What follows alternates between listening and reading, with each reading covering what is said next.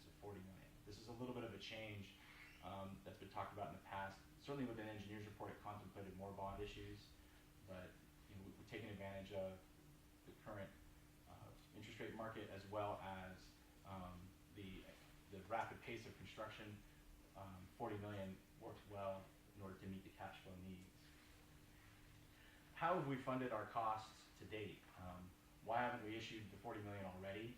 Or why don't we do it later? Generally, if we just look at a gross amount of expenditures that we've spent since 2010 to 2013, we've had primarily capital costs of about 23 million, or 22 million, 21.2 million, excuse me, and we repaid our member agency loans of 6.1 million. This would be through June 2013. So that would be just those costs without moving forward with construction. How have we funded that? We funded that through assessment revenue collections since 2010, as well as our Prop 13 funding for the Sutter Basin feasibility study and some EIP design funds and draws on a Railroad Bank line of credit. This generally represents how we've paid our costs over time. Since we're embarking on these large construction costs coming forward for the end of this year, that's the need for more capital. That's why we need the 40 million in borrowing. So with that, I want to turn it over to Dan so you can talk a little bit about our overall plan for debt and the 40 million in bonds.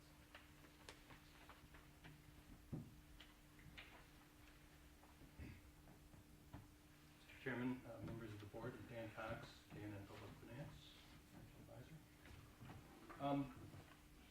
So as outlined on the board, before we get into the specifics of the 2013 bonds that would come before you at the next meeting, just reiterating some of what Seth mentioned, the overall plan to finance phase one. Is to issue long-term 30-year bonds, fixed-rate bonds that pay interest currently with a net proceeds amount of 40 million. And using over time the line of credit, the loan agreement with Railroad Bank at 5.8 million has been drawn down. The balance would be drawn down over the course of 2015. That's being spent a little bit later because you don't pay interest on it until you pull the money down and use it. So that's a real advantage there to save some interest costs. So between the two, the line and the bonds, it's a total of 65 million. It's really more than you need for long-term financing, but with the timing excuse me, of the state cash flows, that's an amount you need to cover the expenditures that you're on the hook for with the construction contracts. But by the end of the project, the plan would be to pay down the loan, which can be paid at any time. There's no penalty. So that at 12 million, the exact amount would be determined at the time, but sort of the expected scenario is 12 million. That would reduce the loan, and the balance would be refinanced over probably 30 years, 25 to 30 years. And that would result the net debt down to 53 million in terms of the amount of long-term debt you're entering into to pay project costs. As part of the bond issues, there'd also be included issuance and underwriting costs and reserves, and get into that a little bit with respect to the 2013 bonds. In terms of a couple of things we looked at in putting together the finance plan, really between the loan agreement and the bond proceeds, you have plenty of money early on, and there's a cost to having that money available because you're paying interest on the bonds immediately at a much higher rate than what you're earning on the proceeds.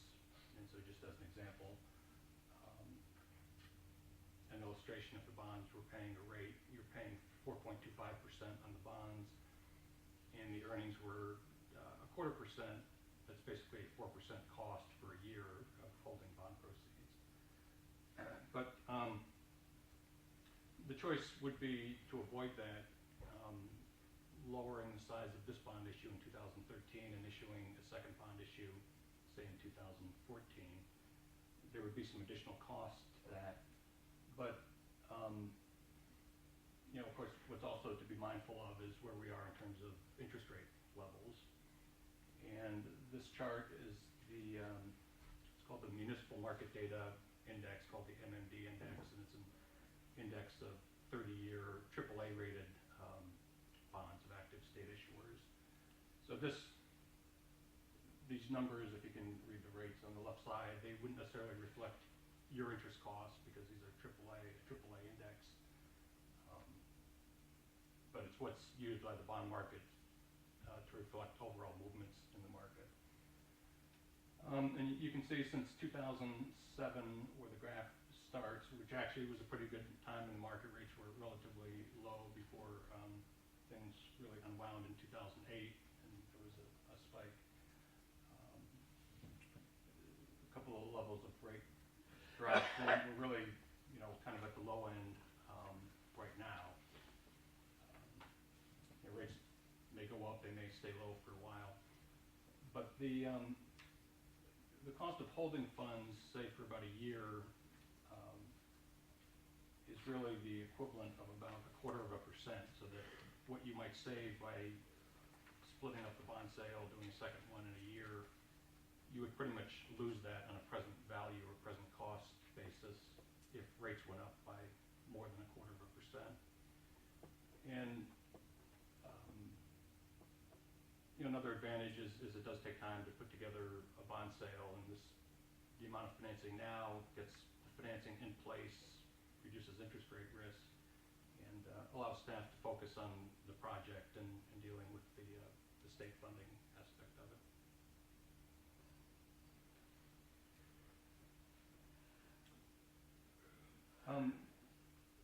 LOC is the loan, the $25 million Rabobank loan. That's due in a single maturity of 2016, and so the plan all along has been to refinance that into long-term bonds. The agency, based on the revenues from the assessments, with the 2013 bonds that will be in place, there would still be enough revenues available to refinance the $25 million in full at the time, if it's necessary to do so.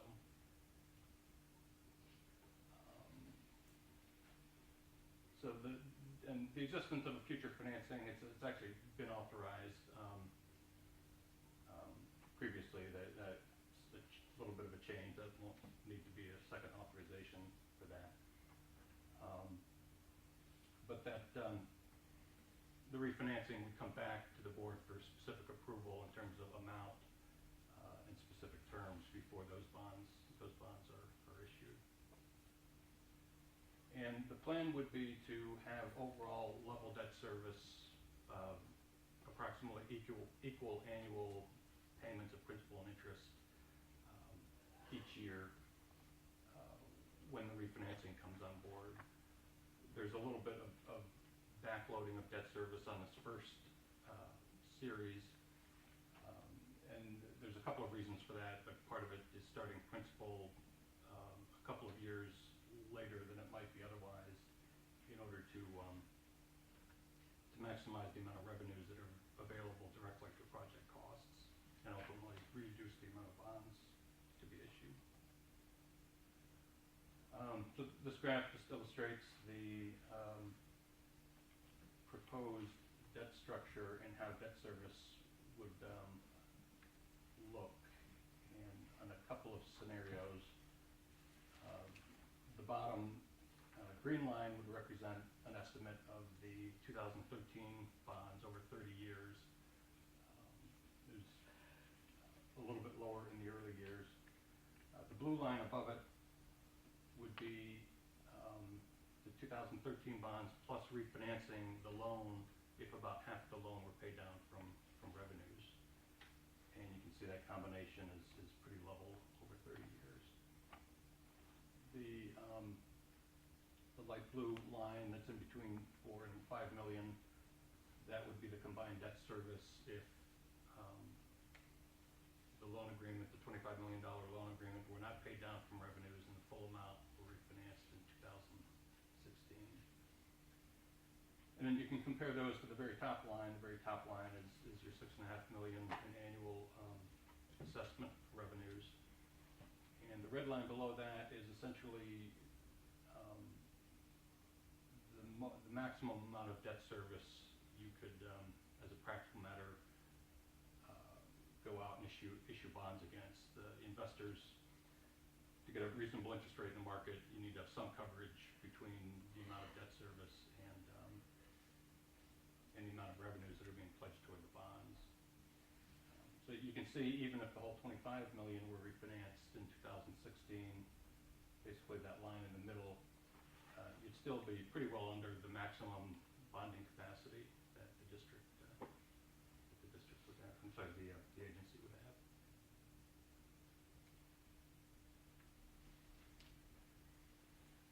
So the $40 million that we referred to would be primarily the net proceeds and the amount available for project costs for Area C, and that money can also be used to prepare for construction of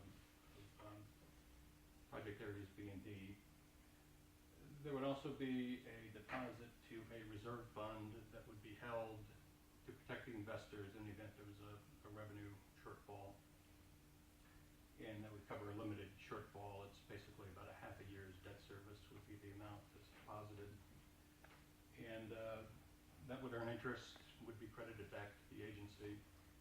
And the reserve fund itself would be used to make part of the payment in the final year. So that's money you get back. And capitalized interest is essentially the first interest payment would come out of the bond proceeds. And that, with that, you wouldn't have to set aside current year revenues to make that first payment. There's sort of timing reasons to do it this way. But it winds up being a wash. The amount you're borrowing to pay for that first interest payment just frees up that much more available to pay directly from revenues.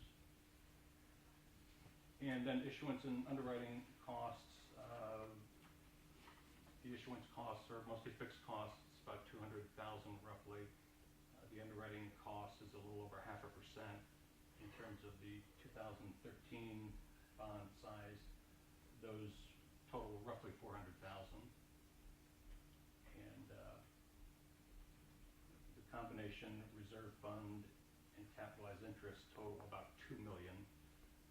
So that would be, of dollars, you're financing about 42.5. The actual bond size actually will most likely be lower than that because there's a premium that comes back that reduces the bond size premium that the agency would receive as part of the offering, the reoffering price to investors.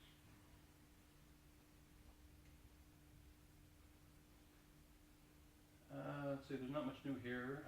Bonds would, of course, be secured by the annual assessments, and in at least one of the documents that you'll see on the 8th, there are very specific terms that relate to how the revenues secure the bonds and various limits and requirements related to that. 30-year fixed rate bonds, current interest bonds, the bonds will pay interest semi-annually.